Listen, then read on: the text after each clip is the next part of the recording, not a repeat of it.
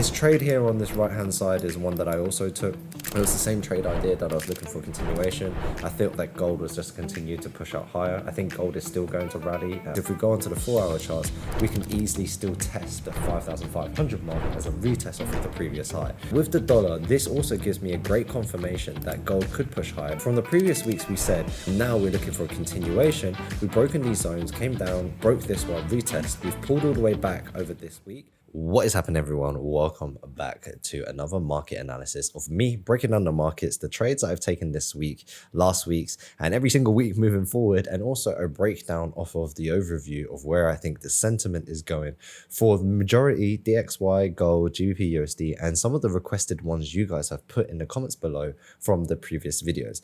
Also, in all of these market analysis, I do go through some topics, and then today I'm going to be going through losing as part in the game, some of the challenges I've already bought and that I am also buying. And then I just finished my expo with IFX and spoke there with a lot of other prop firms, and it's really interesting to see the market dynamic from a business or a B2B side completely different from what we know as retails. And I really want to share some of my insights on that with you guys today, because I really think it's going to help all of us retail traders understand how great and how amazing the opportunity we have in trading in this day and age, especially in 2026. Okay, so last week, a bit of a recap. We pretty much had a lot more of a breakdown off of the overall markets and see where we thought the trading sentiment was going to go. For example, EURUSD, GBPUSD, gold, etc. Then the week after, we went through some of the trades we took, and then we broke down. Now, if we had to kind of start off everything, I'm going to go through DXY. I'm going to go through all of these markets and all of these markets first and these instruments. Then I'm going to go through all the breakdowns over these, for example, losing the game, buying more challenges, and kind of really a big experience off of the prop firm industry, which I think is really important to discuss today. So first and foremost, let's go through. I'm currently in this trade now, which is on gold long. And on this trade, what I've pretty much done, and to kind of break this down, is I like the idea that gold has finally pushed. I was been looking for this push onto gold for quite a while. I had this continuation.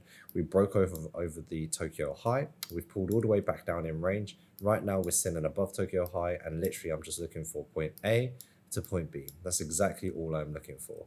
Another little quick change that I've had in my trading is I've changed the setup. So I have these kind of charts. I used to have 4, so now I've removed the 3-minute and just come back to the 10 minutes. This trade here on this right hand side is one that I also took.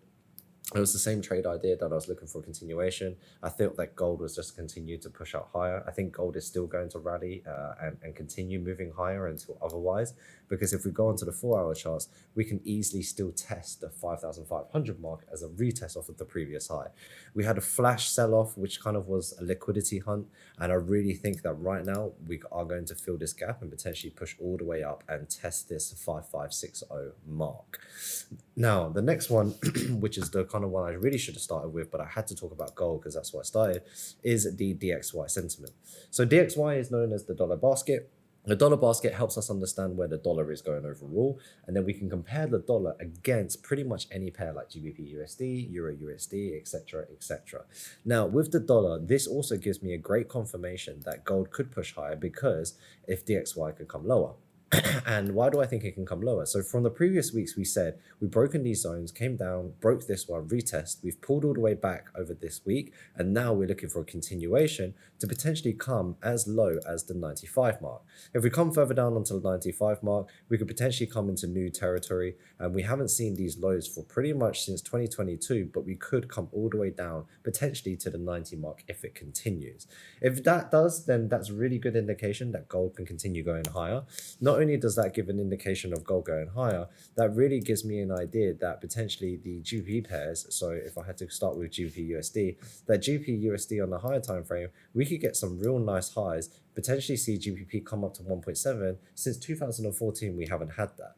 And one of the great things is since around 2022, GBP was at its lowest point. So we haven't actually had that flash since 1.05 since. That's pretty much the lowest price I think GBP's been for years. I think it's seen like 20 years or ever. And now that we're trading high, we could come up to the 1.65 mark. We've just got so much space on the weekly outlook to see where GBP USD can go. And as soon as I come on the daily chart, we can just see there is honestly just so much space for GBPUSD to keep running, to push all the way higher. And honestly, this is a trade in and in itself that if I set this right now, this could be something we can review as we kind of review the market and do the market analysis moving forward. So what I'm going to do is just write this is I believe that this looks bearish as an overall sentiment. GBP/USD is bullish. Could we test 1.65 in future? Gold is the number one key factor here. So gold, I'm looking for 5,500. At all-time high. And then now let's go on to EURUSD and DAX. So EURUSD is a little bit, I guess, messier than GBPUSD. It looks like it's pulling back. Oh, that's just on the day time frame. The setup's pretty much exactly the same as GBPUSD. This looks really good to retest, continuation onto high. Not only that as well, we can see this, if I had to draw a Fibonacci quickly, this has come down onto a 38.2, potentially a 61.8 Fib retest to continue pushing higher. So again, EURUSD looks really, really clean, which gives, like, if you look at everything as a whole, this basically is like all markets, there we go, bullish. All markets are in favor. So we've got EURUSD, GBPUSD bullish. We've got DXY bearish. We've got gold, which is bullish as well. And all of these pretty much are in the same analysis that I'm looking for, which helps me really understand and decipher exactly what I am looking for. So coming up next, we've got DAX. DAX is really messy here with these trades. I'm just going to have to keep them for the time being because we had some analysis. DAX has been on this boxing method for quite a while. I haven't really paid any attention to it because it hasn't really been moving too nice. And when the markets move this choppy, I like to stay away a little bit. But it does look great for if we have a breakout onto the upside, could we retest these highs and potentially get a continuation where we can just get some linear movements. And then at the end of the day, for me, my strategy does not work very well in choppy markets. It just does so much better when prices are a lot linear. And I know it sounds so silly, but when it's linear, considered not too much noise, and I can just get in my trades in and out. Even if it takes a couple of hours, that's fine. But I do not like the noise when it's something like this, where it's just flashing down in quite a lot of base points, which can really put me in some positions or situations I don't like. So choppy market, not good for me, which is it. Now, coming on to talking to you guys, and the first thing I wanted to cover over is losing. Now, losing is a part of the game. As meeting you guys at the IFX Expo and also having this conversation quite a lot of people ask, like, how do you deal with losses in trading? And the reality is, well, losing is actually part of it. You have to do everything right and you still lose a trade, but you've done nothing wrong. It's just that we associate the word losing with losing as a negative, but it's not negative. In this scenario, there's nothing wrong. And the faster we can understand that mute point, the better it is and it's going to become as our trading career goes, and it just makes it lighter for us to accept.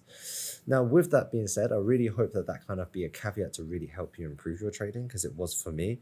And then it just takes the pressure away. It also takes the FOMO and any other emotions away. And I think a good way to start is just trade a size that does not affect you. So therefore, when you do lose, it doesn't even harm you because you're not too bothered if it loses $5, $50, whatever it may be. The second update that I have is I am buying a lot more challenges. So I've got 200K challenges with Hola Prime that I've just recently bought as well. I've got around roughly 500K in funding, and then I'm about to get another 400K in challenges that are nearly passed. But the goal is in this Q1 is to accumulate the funding, and then in Q2 to get a few payouts, Q3 calm down, and then Q4 ramp it up again, just like I did last year. Hola Prime, shout out to them as well. One of this is the coolest thing because they run the fastest payout. And number 3, I just wanted to say, so also a massive shout out to Hola Prime.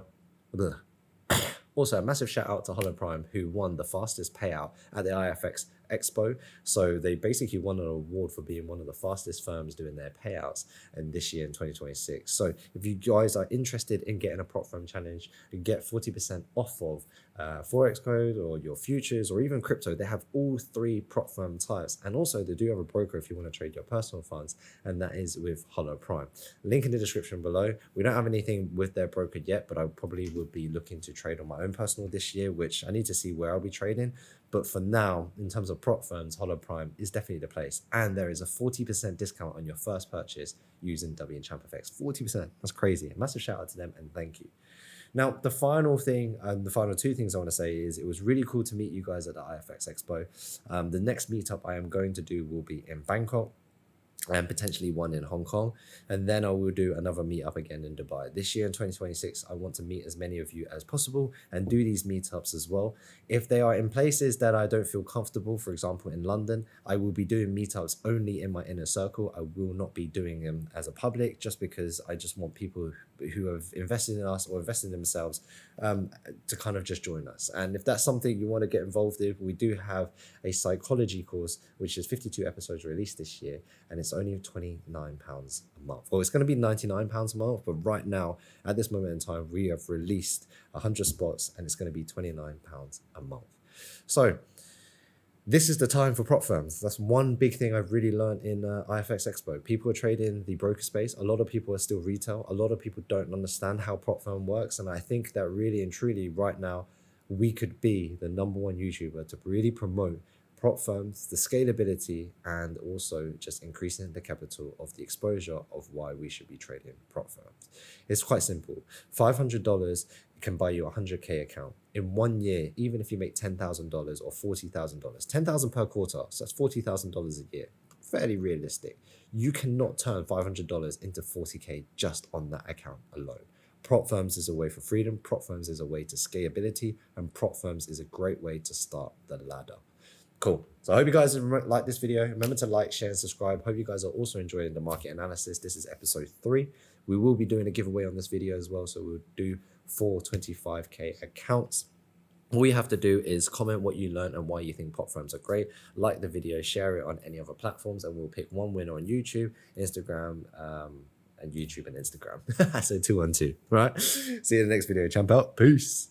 Hola Prime. Trade with transparency.